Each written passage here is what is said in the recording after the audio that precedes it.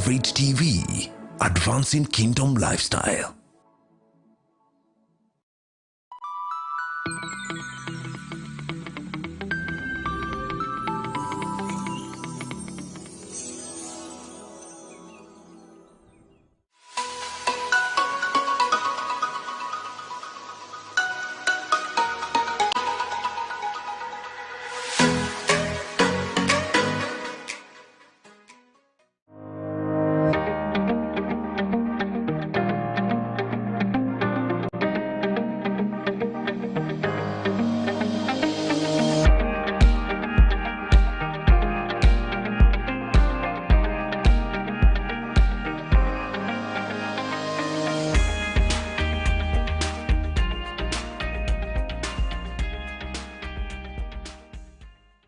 Ladies and gentlemen, welcome to another episode of the GG Reports. I'm your host, Godfrey Gichuki.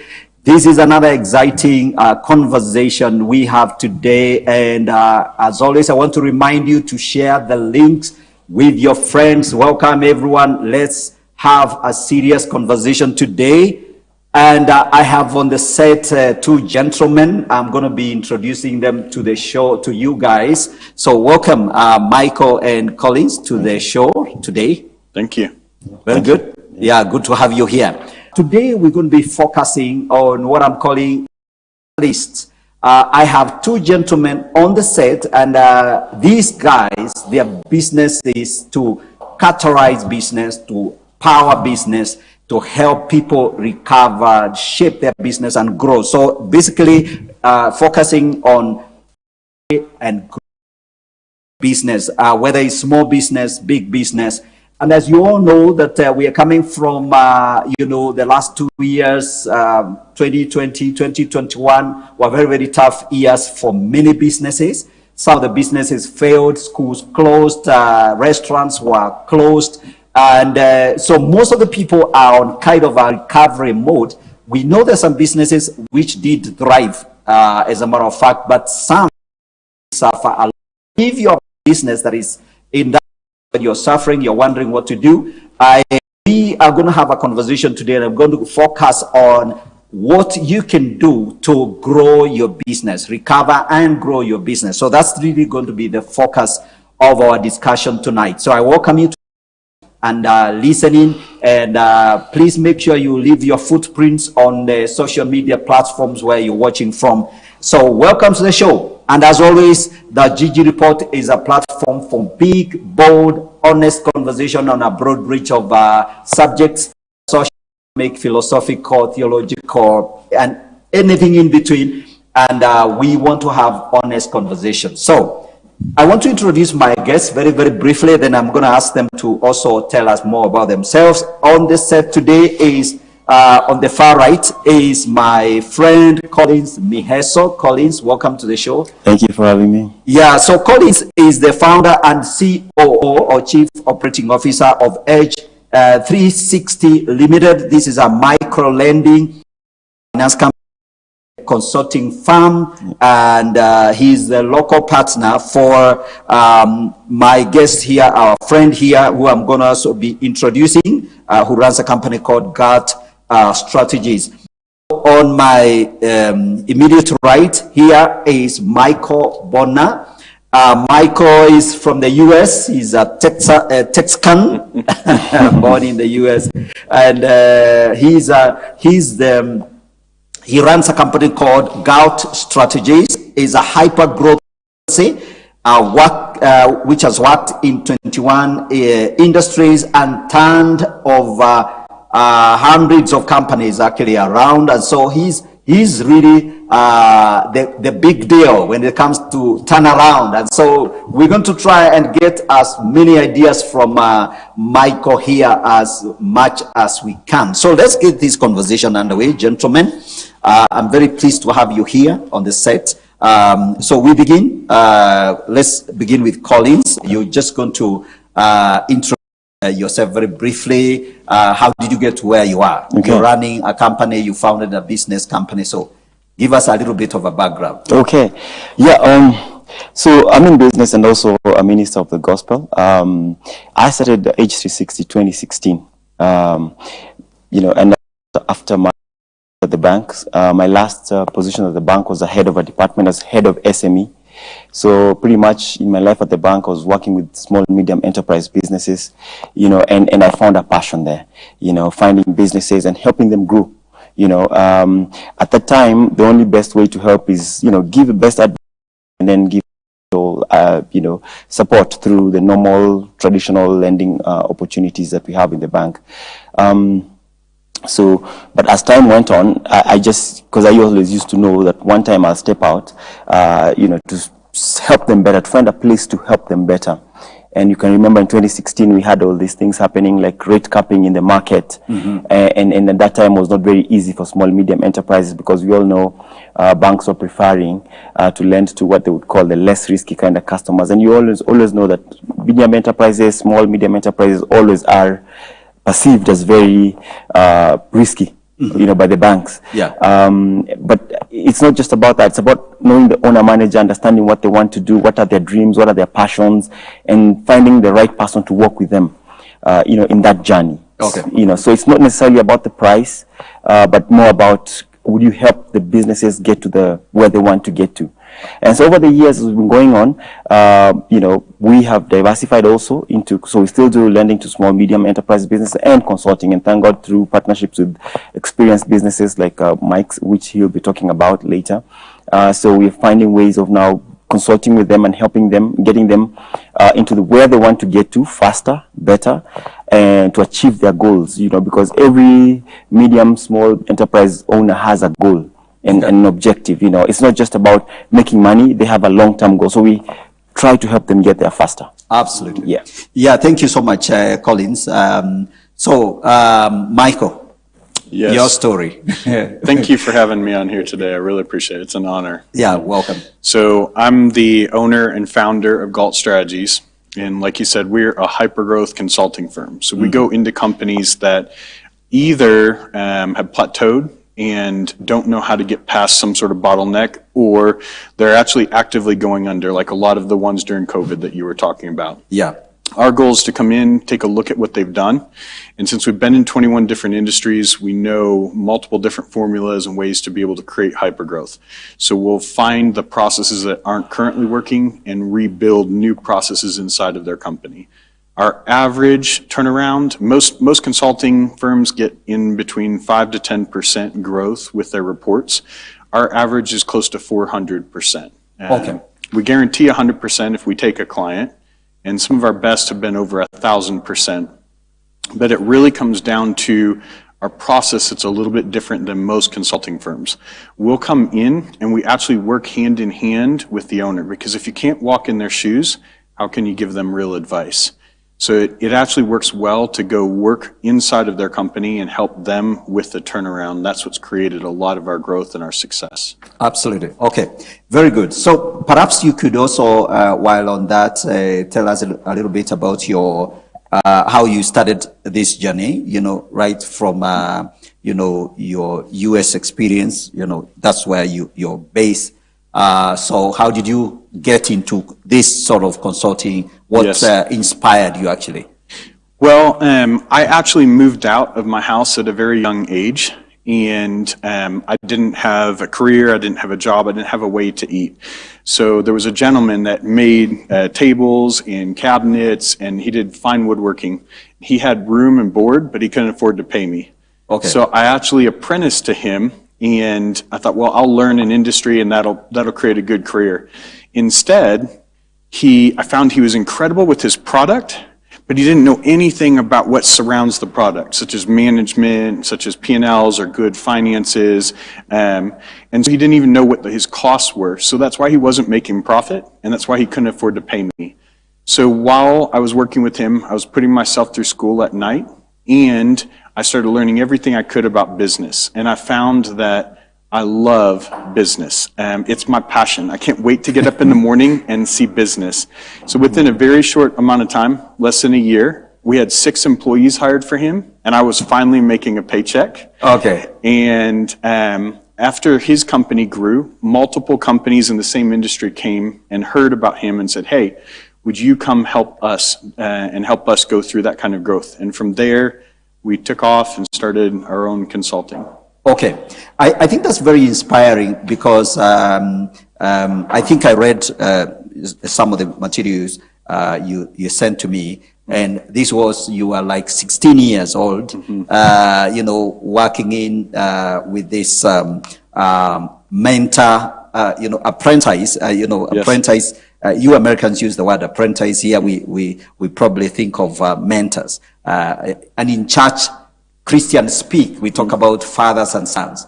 But then Yes. we'll leave that fathers and sons on the side. But I'm coming back to the fact that you're working for these men, and you literally are working and also educating yourself, reading the books and stuff like that. And then, so did you get some formal college education? Did you have to go to college, or you just, you know, developed your own craft, and here you are? So actually, I was gifted and created to be able to architect and see the growth of a company. I can look at a company in just about any industry and I can tell you the ways to run with it. I was never able to learn that from books. I learned all my experience from books and from the companies I worked with. But that gentleman that I worked with, he was a really solid Christian and I was not. And he was a mentor. But like a lot of people that have witnesses, he was never thanked.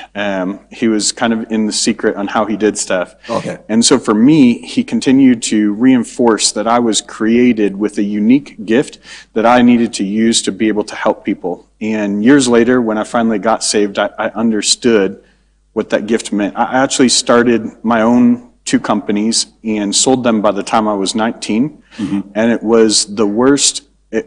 It was incredible, and then it was so empty because it was only for money instead of for helping. And so he was able to train me and teach me how to use giftings that God's given me to be able to advance companies. And each person that's listening to this today is created with a unique calling that they can be incredible in. So I love seeing that. That drives business. So that's an answer to your question. Okay, very good. So let's now dive into talking about you know, business you know, challenges. Okay. Because now you've explained the mission, what you are up to. Collins over here was inspired by his work with small you know, people coming to the bank. He was at the very you know, interface between bank and the business person. And so I'm sure you watched people come to you. What are some of your memorable, you know, kind of moments in terms of seeing somebody borrowing money maybe and the company doesn't quite take off and they are struggling to pay? Did you have those kind of experiences? Yes. One of the things that you realize quickly is that businesses, most people running businesses are very good at what they do. They are savvy at the operations insofar as the craft or the art that they're selling or they're doing. But there's always a challenge when it comes to the next level, you know, like, is it financial management? Is it overall management? And so you would see such issues cropping up, you know, because SMEs are really, like I mentioned, owner-managers are passionate, but most need at least to work with partners. And sometimes these businesses can't afford to hire a very qualified financial director or a very qualified strategic manager. So you kind of see that. You see that if they would have been able to get some advice, then they would not have taken an overdraft facility funding into a capital expenditure, you know, like a long-term project. You know, overdraft facility, bank overdraft is short-term. It should be for bridging very short-term needs of the business, you know, like, you know, delayed or 30 payment trade terms, 60-day trade terms. But, you know, advancing a customer that, and then they put it on a, maybe say, purchase a vehicle, you know, to help with transporting. Good intention, good idea, but wrong financing structure. So those are the things that we could see. And yes, those who mismanage that, you'd see the loans turning not so good. So again, now you have to come back in there, try and talk to them, try and work with them. But you know, with the banking structure, that's always limited because you'd see that there's a relationship manager assigned to a number of businesses. So that contact is normally not much. It's normally not much. Yeah. Okay. I'll be coming back to you because, you know, most people that are running small businesses and owner managers, they are afraid of consultants. So you consultants are very expensive people. You talk too much and you charge a fortune. So we're going to be coming to that little bit of problem where when a small business thinks about a consultant, and Yes. a Mzungu consultant, I don't know whether they have told you that you're, when you're in Kenya, I have been told. yeah, you've been told, yeah, your official name is Mzungu. Okay. All right. So, Mzungu Michael. So what happens is that there is also that problem of if I talk to a consultant, it's just going to make things worse. I would rather just Yes. manage the way I am. So we will be coming to that. But let's talk about, in your experience, we want to dive into what exactly kills small businesses. And I know Mike has alluded to some of that. But let's really pinpoint the key in your own experience. What are the real killers of small businesses? And maybe some people are running a business and they're not really aware that actually there's something lacking under the carpet that is going to kill their business. So maybe we can point that out, and we can begin with you and come back to Collins. Well, with our model, we have quite a few companies who want us to work with them, and we turn down 9 out of 10 because they're not the right fit. What makes them not the right fit are things that are guaranteed to kill their company. We're not going to be able to get around them. And they're actually interesting. Most people would say, well, is it my product? Is it my financing? You know, what would actually kill my company? There are 2 key things that make a big, big difference in any SME, in any industry. The first one is pride. If you are prideful, then you cannot keep learning. And one thing that's going to happen is your business is constantly going to grow. What the systems and processes you put in at 100,000 Kenyan shillings versus 1 million Kenyan shillings versus 10 million shillings, all those processes are very different, and they require quite a bit of change. And we a lot of times are scared of that change. So if you're prideful, then you're going to choose to keep doing it the same way that you've done in the past, which will prohibit growth. So we tend not to work with those because that's challenging. Actually, Michael, I will interrupt you because I was expecting you're going to talk about money Yes. and stuff like that. So Yes. that's really makes for a very interesting conversation. That Yes. number one killer of a business is the pride of the owner. Yes. And some of the guys watching us on this show, you're very happy that, your business gave you the chance to buy yourself a BMW. So you're absolutely excited about how, your biashara, your business is doing. And of course, if you're driving a BMW now, you change, place of residence and stuff like that. So you identify that as a big, big problem. All right. I like that. So yes. So, and we'll come back to that. We'll talk about how that gets people entangled. What else? The second one is greed. Oh, Because money is actually easy to make in your business if you know how. So we'll share that secret later on today, okay? But Yeah. if you are trying to grow your company just for money, so one of the things that we think in the United States, and I think is the same here, as men, we think we have to support our family. It's our job. It's our job to feed our family or pay school fees or stuff like that. Actually, we don't control the results. That's not our job whatsoever. Our job is to walk out the journey and give the results over. I believe in giving the results to the Lord because He controls everything. He owns everything.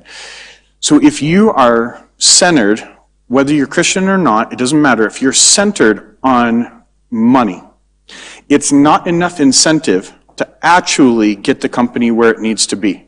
You have to have a much more powerful motivation. The core root of business is actually helping people. It's giving. When you help people and when you give, you receive back.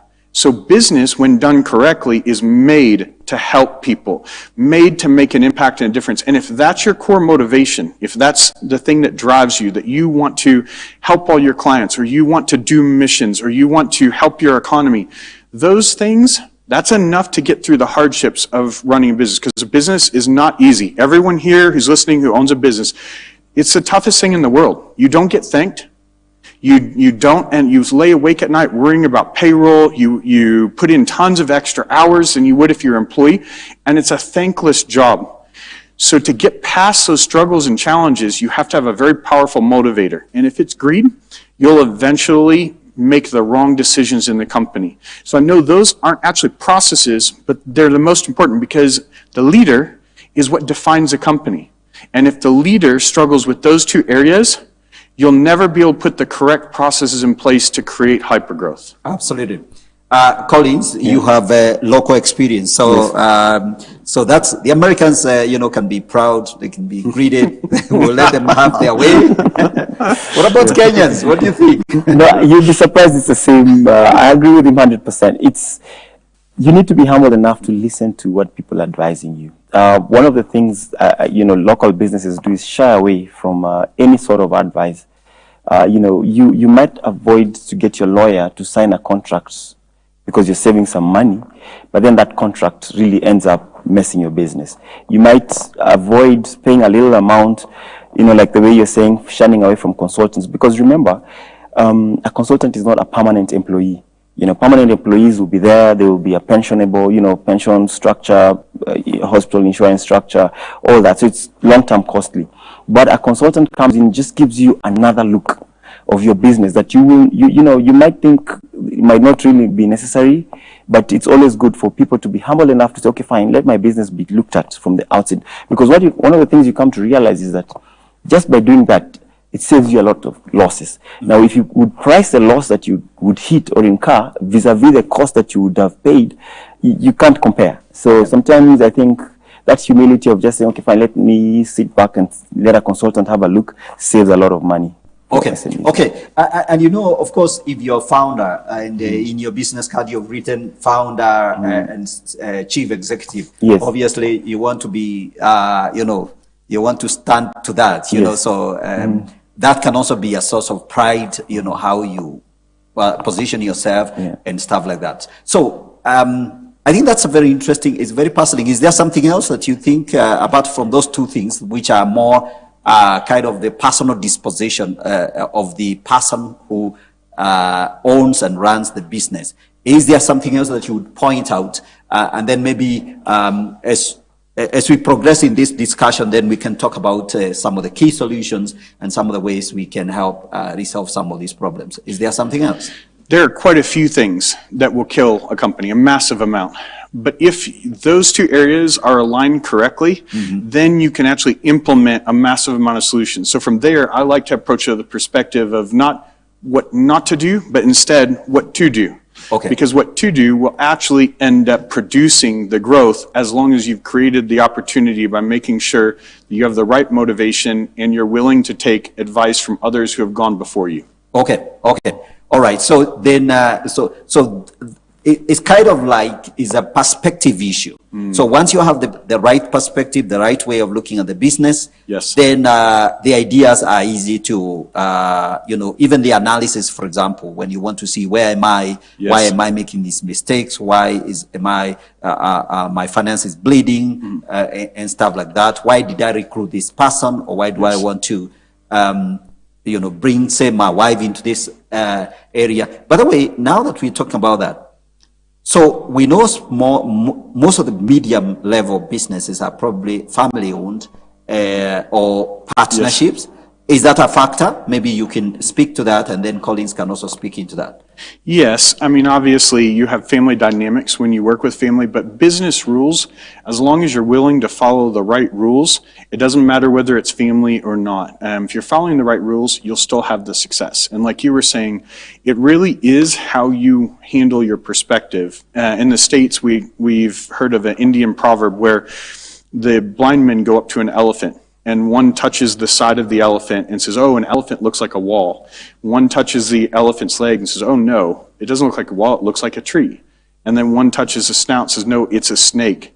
The challenge is with business owners, they know their product, but they only know the tree.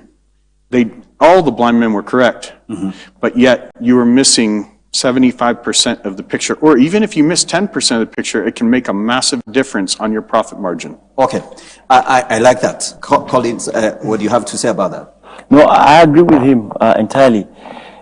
Business owners just need to be yield to advice, because whenever you are too proud, then you're in trouble. You're in trouble at the get-go. Just yield and get advice. That's all I'll say. Yeah. All right. Yeah. How about businesses that are owned by 2 or 3 people, either partnerships or family? What are some of the problems you've observed? No, the challenges are there because what normally happens is that you'll find one of the things is that they want to control the capital, information, the secrets, and all that. So it's very locked. Again, you have to agree. You know, we need external look. What you're talking about is what we have seen. It's practical. Members have to yield. They have to yield and say, let's accept to get information and let's accept to get assistance. Because what happens is that such businesses, much as they are family businesses, will not see to the next generation if you do not allow outside help. Okay. Yeah, because a lot of mid-level businesses perhaps in the hands of the family, husband, wife, team, or partners, and so some of those problems emerge.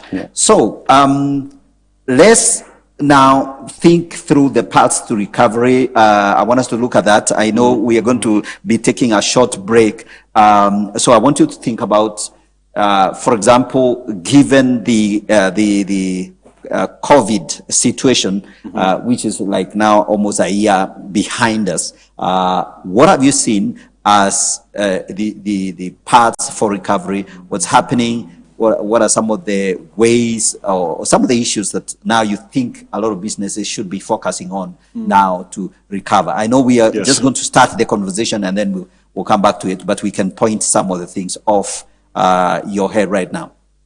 So you'd like me to go through the biggest one? Maybe, yes, you can point to the big one.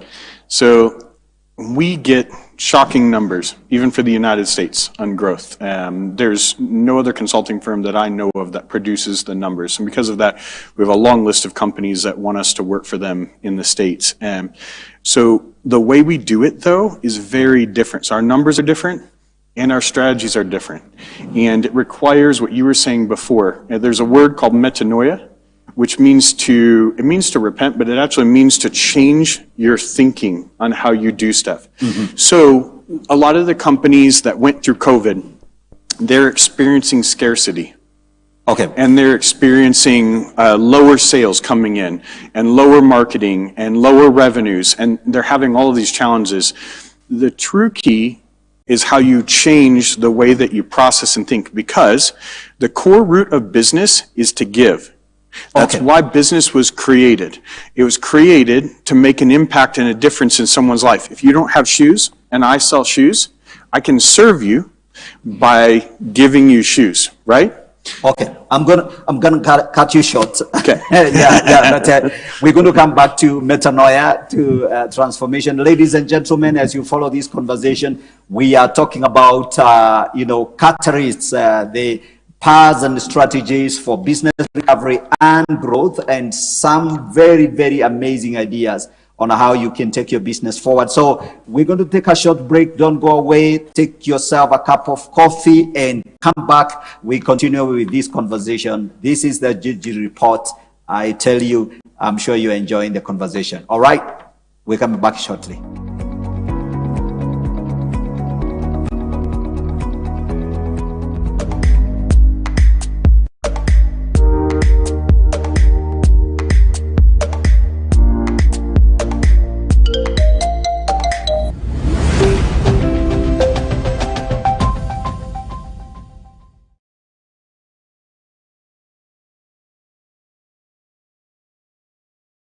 Good marketing makes the company look smart. Great marketing makes the customer feel smart. Are you looking for a place to advertise your upcoming conference, church meeting, or ladies' meeting? Look no further. Elevate TV is offering you a chance to advertise from as low as 5,000 Kenyan shillings. Talk to us today. Call us on 0705 872237.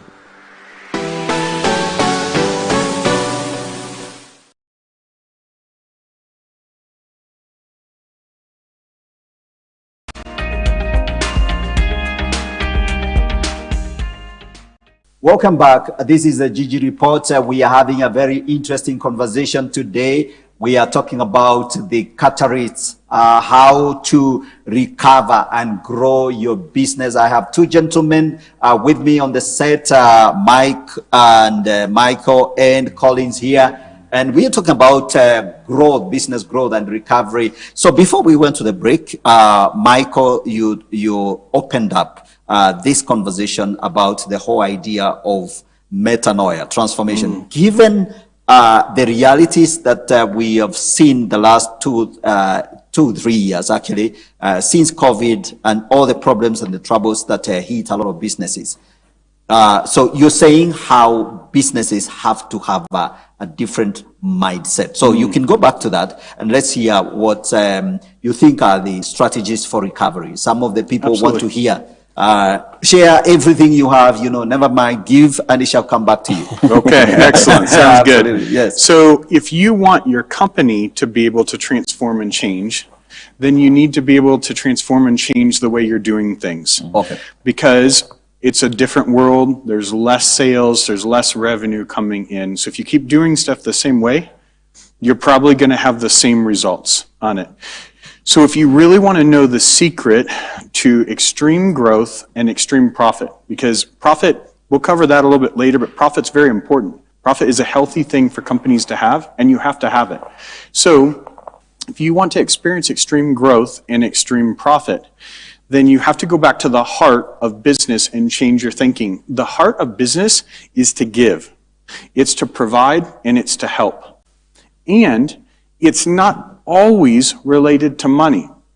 So if you want to grow, then the simple answer to growth is to give. Okay. The more you give, the more your company will grow. Now, whether you call that tithe, whether you call it karma, whether you call it, it doesn't matter what you call it. The more you can give of your company, which there's a concept that even in the United States they have a hard time with. Every company that we work with to grow, we align the goals on the processes and the growth. Because when we come in with the processes, not all the employees want to use them. They're frustrated, they're a little bit depressed, they have a hard time putting new processes in place, right? And we actually tie it in with a village, actually here in Kenya, in the Marigat area, that has needs like clean water or solar panels or mosquito nets for malaria. And we tell everyone in the company, if you go ahead and you give everything you have with these processes, when the company hits this goal, then the company's agreed to donate 2,000 mosquito nets over to this village. Now what you've created, you're giving your product to your customers, your employees are coming in and they're working for something other than money. They're working to make an impact and to make a difference, especially the younger generation. The younger generation is not as incentivized by money, they're incentivized by making an impact and making a difference. And who among us doesn't want to make a difference in Nairobi and in Kenya? Absolutely. We want to. Absolutely. Actually, Michael, I really love what you're talking about, the idea, that perspective of wanting to make a difference, creating meaning. Michael, maybe you need to jump into that and tell us your experience. How do you motivate people to want to shift and to change? How do you sell some of these good ideas? Well, like I said, it's a concept-based. It's concepts. And most of the times, businesses want to see impact. They want to see, like you see, Michael, let me just go back to the example of giving, for example. We had a touch or contact with God Strategies in 2018. And there's a way our company was giving, right? But, after having, discussions with him, and we're like, okay, fine, we need to change our model because we used to give 10% of our net profits, to, us, we normally support gospel missions and growth. But then when he came and he trained a number of our businesses, and, for us, we were like, okay, he was talking more of 10% of growth. It's a question of your relationship with God. How much do you desire God to have an impact on your business? And so we changed the model. And sure enough, if you come and see our financials, you'll see indeed there's a time we're giving 10% of net, now we're giving 10% of gross. And our business has gone through one of the hardest times ever. That's COVID. It's like every other business, Yes. Such a volatile environment. But what we've seen God seeing us through and still opening doors in ways that we know if we were not givers, then we wouldn't sail through that period. So it's a question of, showing the businesses, small businesses, that indeed that those concepts work. So you're coming back to the biblical concepts which God set, Okay. And it's business you're running. Absolutely. Yeah. Absolutely. So, and I think I like what Mike is alluding to, the fact that even the people you're working with, employees, Yes. they need a more a serious, compelling vision. Yes. Why are we doing this? They need a very big why. That's right. Yes. So, and if you actually identify that, you're able to rally the vision and the mission of the organization such that, look, when we make money, or rather every money we make, we're going to give away part of it. And we're going to help. And then, of course, drag them along in some of those initiatives. Go to the field if you want to go, and so it's no longer CSR, the good cold-blooded CSR that really just give away a few things and sign off. We've done some CSR. It's something that is from the heart. Your heart, absolutely. Absolutely. Okay, very good. So that is the mindset, a growth mindset in terms of why are we doing this? Yes. So how do you then, in very practical terms, given maybe sometimes you work with small business with 10 employees, some with 100 employees, how do you maneuver, how do you get everybody on board within the organization? Maybe Mike, you can tell us, you've worked with over 21 organizations, or rather 21 industries. Yeah. Hundreds of companies. Yeah. How do you get the employees to buy into these ideas of transformation? So when you change your thinking, it's kind of the chicken, which came first, the chicken or the egg? But when you start changing your thinking, you start opening the doors for growth. And so you build a platform. Our consulting firm is unlike most. Most consulting firms will give you a big report, and then they expect you to do it yourself. Okay. That's not servant leadership. Servant leadership, if you want people to follow you, you need to get in and do the work with them. And so we take our suits off. We'll get in and we'll work all the positions. I'm licensed in 21 industries, so I've dug ditches in the rain, pulled rats out of attics. I've done it. I've done all of it, all the industries myself. Okay. As have all of my consultants that work for me. And so what happens is, as you start changing your thinking, opportunities start presenting themselves. For instance, we start looking at it and seeing, okay, we can provide, if we're thinking of giving, we can provide better value to our customers. Well, as soon as you provide better value to your customers, now you can charge more than the competition, because the competition is not providing that value and the customer is willing to pay more for your product. Well, then now you can increase your pricing. So maybe you don't need more customers, but because you've increased your pricing, now your profit margin is higher. You're doing the same amount of customers, the same amount of work, but for more money. So all of these opportunities start presenting themselves and you start building into the growth of the company. And as the employees start seeing the impact, and that they're helping people, and the growth of the company, everyone comes together. Even in a small company, even just two people come together and push it. And I'll toss it back to Collins. I'd love to hear, you've seen some of that happen in your company, which is a small to medium-sized company. That's What right. have you seen with your team when that was the focus? You kind of encourage them. It's not just about your output insofar as financial.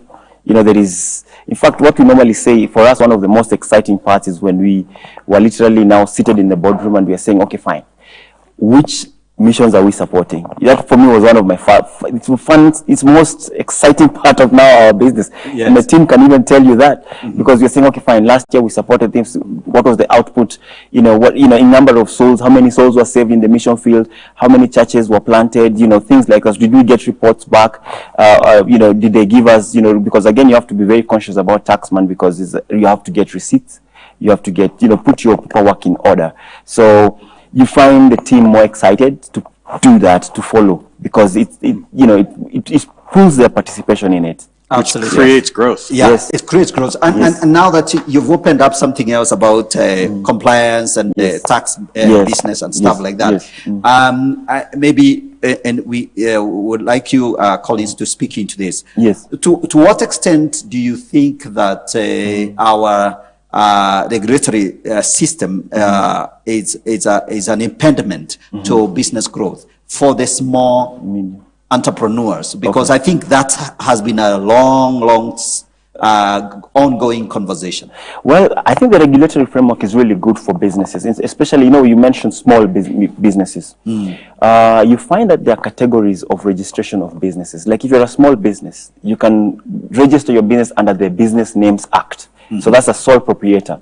So you find that the requirement regulatory is less cumbersome as compared to limited liability company. Okay. So the good thing a businessman needs to do is understand what is their scope, what's their level, what's the amount of revenues that they're going to be generating, not to quickly run into a limited liability company, which has more requirements insofar as returns are concerned, filings of annual returns. So, those are things that if you're so busy as a small, medium enterprise business and you don't have very good structures, you can easily miss out. So I think the regulation is always good. Also working with the county governments make it so easy for small, medium enterprises to operate, because you look at the fees they charge is very, very minimal compared to the revenues that businesses generate. Okay. But what I would like to take a step further and advise businesses is to be very conscious about the regulation. You need to know your act that you're registered under. You need to know returns to file and make sure you file them in good time. Taxes, file them in good time, because regulation can literally mess your business up in the sense that if you are not following regulation, they can shut you down. Okay. So put regulations first, regardless of the price. Okay. And the prices their fees are always very low compared to the business that you do. Okay. Yeah. And you worked with the bank, so you know that, perhaps when you want to lend someone, you also want to make sure that they have all their paperwork in place. Yes. How is it like? You've how long have you worked with the local businesses? Apart from him, have you also worked with any of the, have you launched your growth, hyper growth stuff here locally? And what are some of the problems you've seen locally? Even just your own observation. So to answer your question, I've been here about 6 to 8 times. Okay. And I've worked both in the missions and in business. We worked very closely with Edge 360, but I've also seen a lot of other companies that are their clients and aren't their clients. And there's strengths and weaknesses to both the way the U.S. does business and the way that Kenya typically does business. I've noticed culturally, business is very social and relational here, which is a huge benefit. That's great to be able to network and be able to be relational. It can also, every strength has a weakness. And so one of the weaknesses comes to accountability. When you're so social, sometimes you have a challenge holding accountability. And I'll give you an example. Here, I've seen in business, it's very typical to pay 30, 60, or 90 days out, or even later. If your company's having a hard time, you're holding to pay. The challenge with that is, if I'm a business owner here in Nairobi, I am now held to stewarding and shepherding my company. That's my job. And so if I allow someone to borrow, I pay for the expenses, and then they don't pay for the product. They basically borrowed our money for a very long time without interest. That's damaging to my company. So the accountability side of it is you need to build enough value that your customers still do business with you, but you need to have the accountability to say, hey, it's not going to work for our model for you to hold it 90 days. Or I'm going to go ahead and raise my pricing enough, and again, provide value, enough value, but I'm going to raise my pricing enough to cover basically like an interest rate, because I know that all my customers are going to hold my product for 90 days. Those are just things that you have to think through. So there's strengths and weaknesses to the way that Kenya right now, and Nairobi in particular, actually does business. Absolutely. And I think I like that feedback, and maybe Collins, you can speak into it. The idea that in Kenya, it's very easy.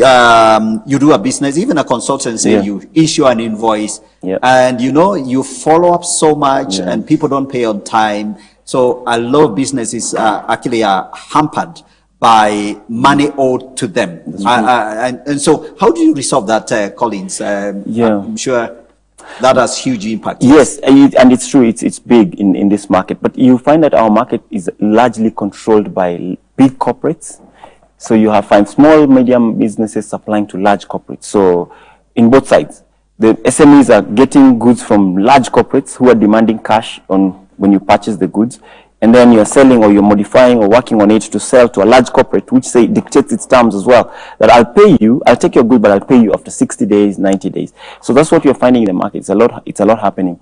And one of the things that brings such challenges is competition. People are saying, okay, for me to be able to sell this merchandise, I must give credit. Okay. But that's not necessarily the case. I think small, medium enterprises need to negotiate and get tougher and harder, because one of the things that you have to understand is that when you do that, there's an extra cost. Because the reason why most bankings, in fact, even our business, the reason why, because we see those bridging the gaps. So we need to come in to finance the bridging of now between, because you as a business, you want your business to continue. You can't wait for 60 days for my invoice to be paid, or 90 days for you now to get the capital to go back and buy. You need to constantly supply. So that's why you're finding a lot of companies, banks, credit lending companies, even like ourselves, are coming into bridge. But that's an extra cost that a business can avoid if they strongly get good terms. Now, Michael mentioned something. If you have to sell on those days, then you must price yourself right. Okay. You must know that I must increase my pricing, so that even then, even if you're going to borrow the money and pay, say it's on overdraft or whatever it is, then you've already collected it on the price. So that the extent that even the large companies will know, if I want to buy this and make a bigger margin, let me pay upfront or immediately. Okay. Absolutely. I think I like that. I like that, observation. And, well, maybe thankfully Americans, when you send them an invoice, 7 days, and on the 7th day they pay. Is that the case in America? Well, I met with an attorney 2 days ago here in Nairobi because I wanted to learn what an investor's visa would entail and all that. She's an attorney and a CPA. She's absolutely excellent. Really enjoyed working with her. Yeah. When we got done, her invoice had been sent to me already, so I said, hey, do you take credit card? Well, she stopped and she said, well, I don't have the swiping machine with me. I said, okay. So then I pulled out my wallet and I gave her the money right there on the spot in American dollars. And now, she had only charged 200,000 shillings. So I gave her $200, which is like a 25% increase as a tip, right? Yes. Well, she was shocked. She said, that's the first time in my whole career that anyone has actually paid me up front. But I said, but you provided services. It's not fair for me to hold on to your money. That money is no longer my money. That money is your money. So I need to be able to give that. And what happens is, in America, we do have terms, but we've gotten so tough with them that we either price higher because of the terms, like Collins was saying, or we say, no, it's not fair to take something without paying for it. And it wasn't always that way. We used to be where Kenya was a little bit with that, where we had that. But as some of you start doing it, some of the small owners that are watching this and get on board with this type of thinking, it will actually transform your entire economy.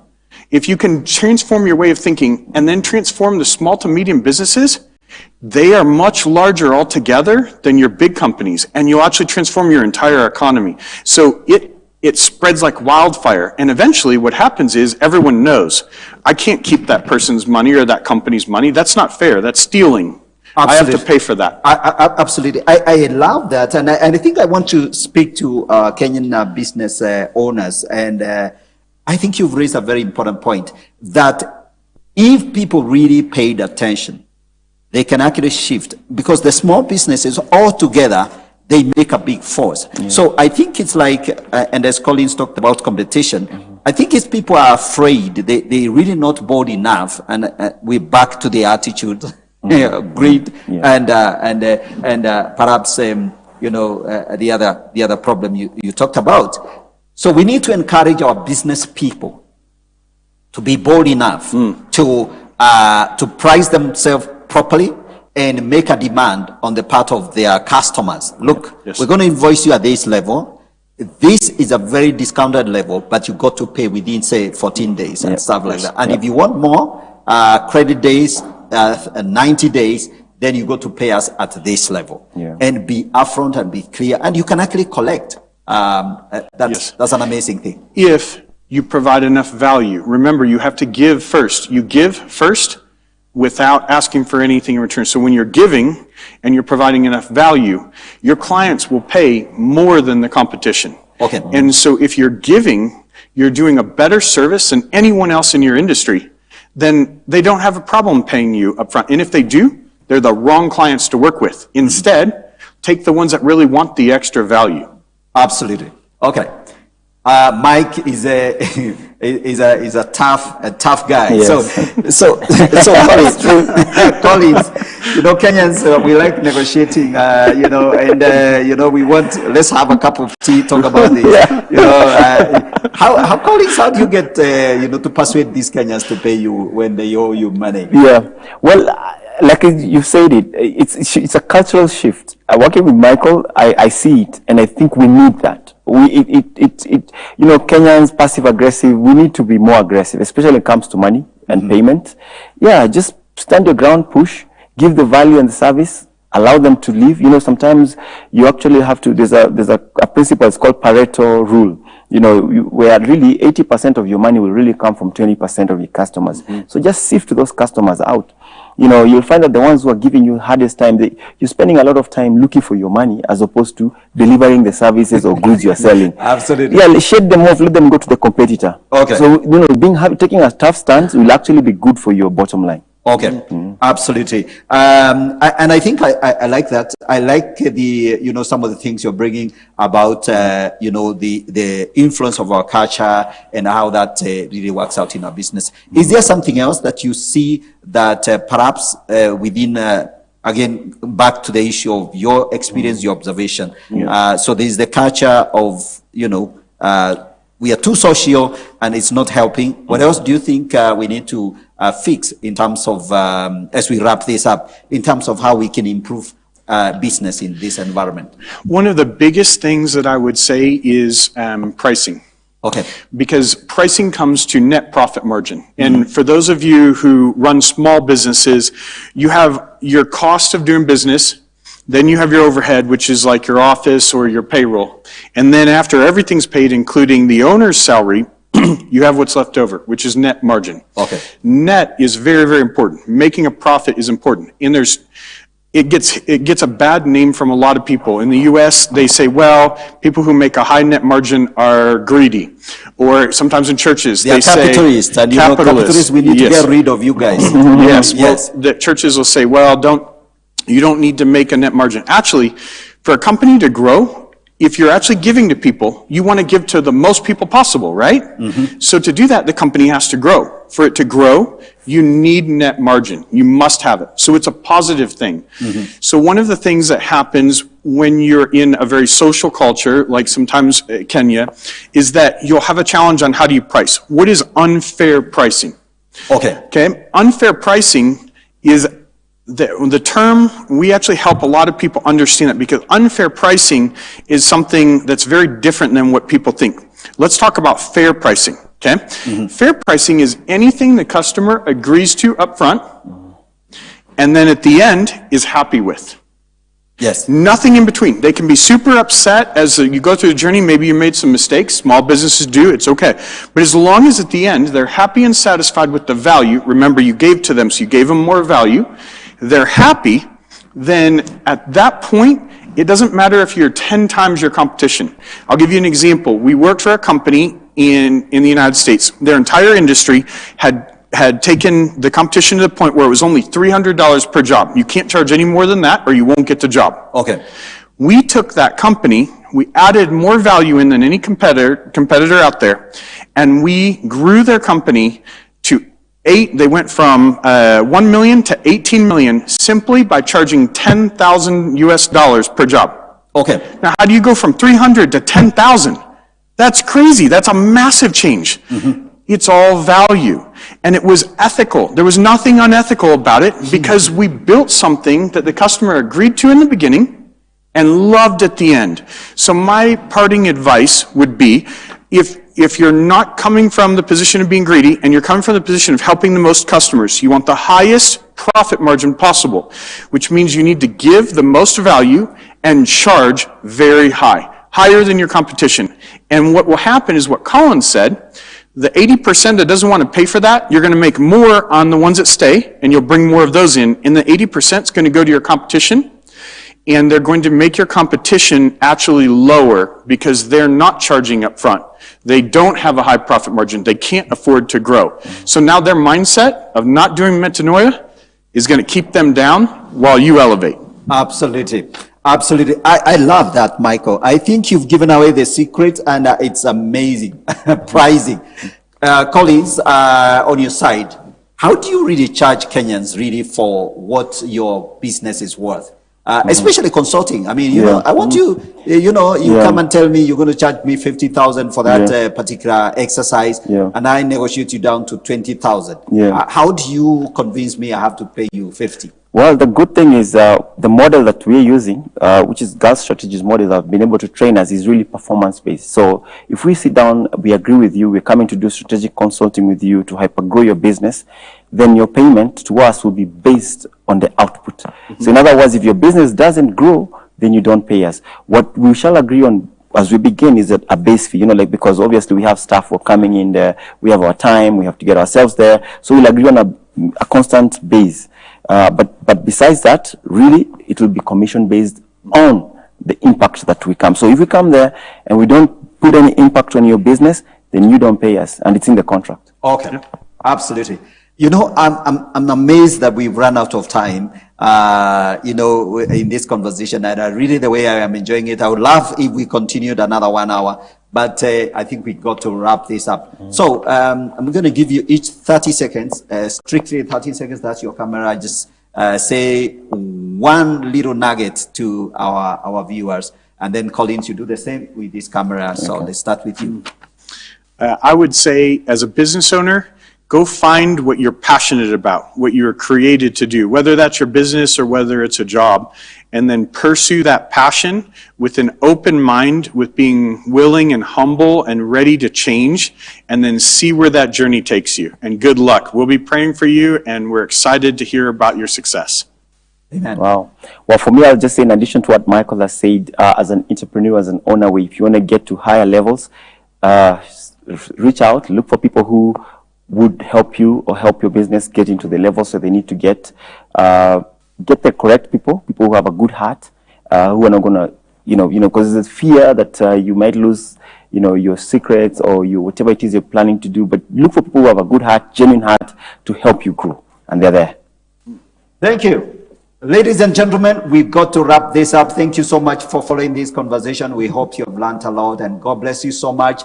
This is the GG Report, and I'm your host, Godfrey Gichuki. We'll see you another day, same time, same channel. Keep it elevated, and God bless you. Have a great evening. Bye for now.